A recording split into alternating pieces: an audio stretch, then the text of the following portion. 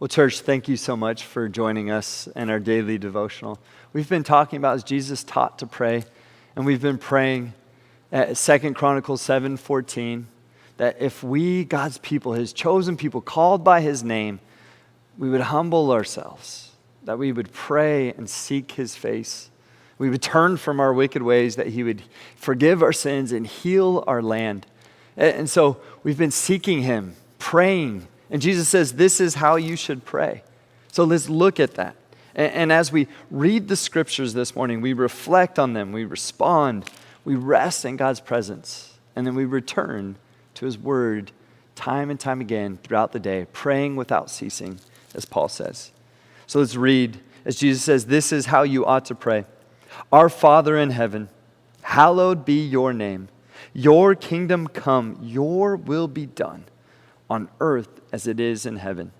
Give us today our daily bread, and forgive us our debts as we also forgive our debtors. And lead us not into temptation, but deliver us from the evil one. This morning, as we look at the focusing in, leading us not into temptation, but that God would deliver us from the evil one. As Jesus said, the enemy came to kill, steal, and destroy. And that God promises that we would, that he would not, we can ask him not to lead us into temptation. But look at this promise in 1 Corinthians 10:13. No temptation has overtaken you, except what is common to mankind. And God is faithful. He will not let you be tempted beyond what you can bear.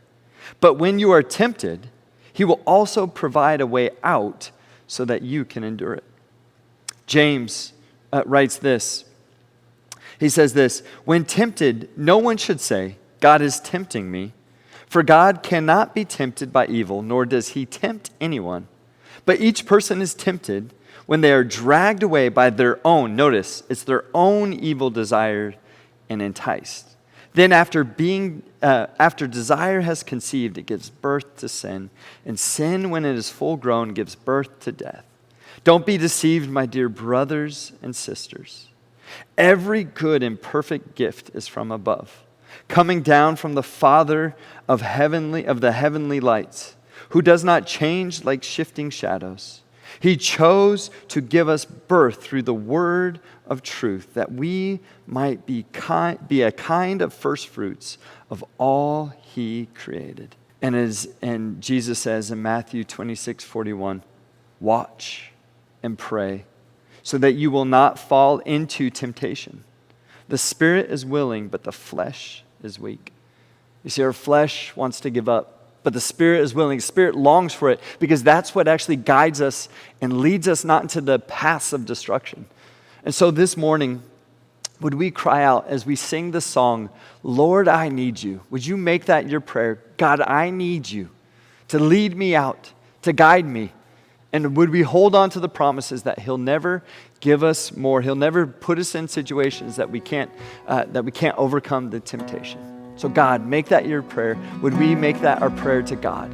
Lord, I need you. Let's sing and worship him now.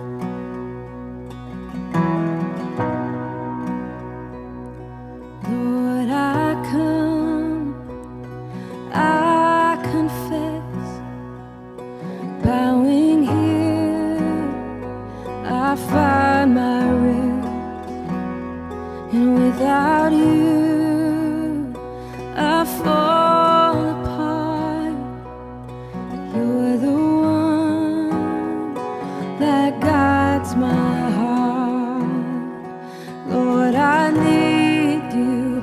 Oh, I need you.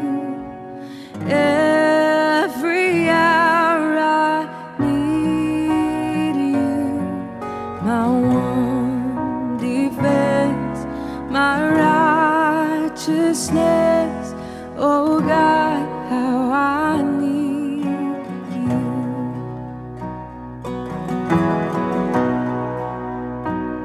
Where sin runs deep, your grace is more. Where grace is found is where you are. And where you are,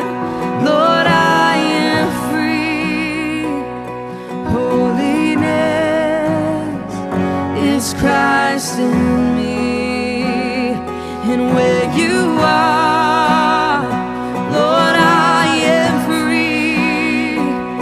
Holiness is Christ in me. Oh, Lord, I need you. Oh, I need you. Every hour I need you. My one defense, my righteousness. Oh God, how I need you.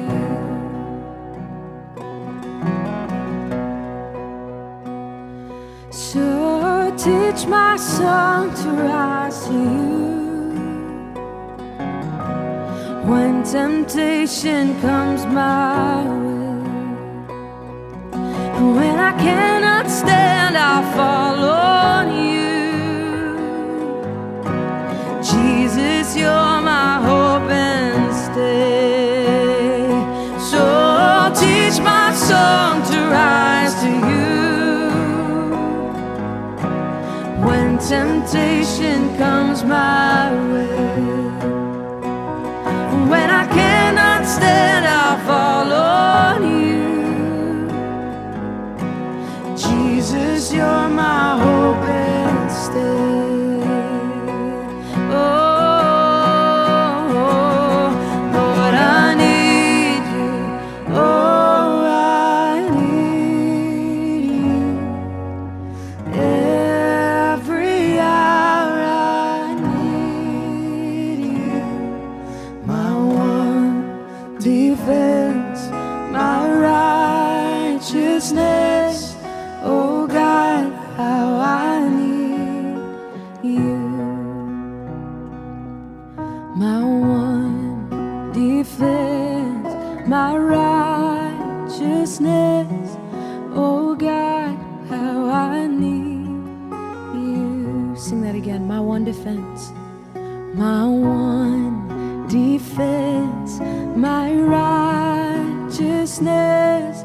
Oh God, how I need you. Amen.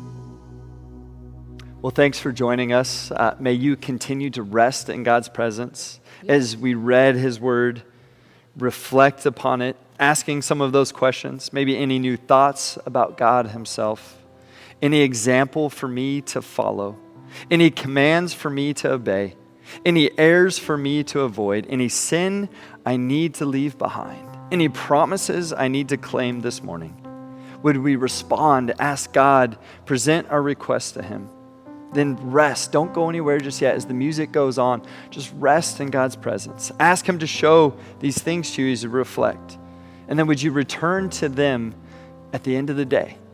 And so go ahead, spend some time to reflect, to respond, present your requests to God, and then to sit there and rest in his presence, to seek his face and gaze upon his beauty. So I encourage you now to seek the Lord.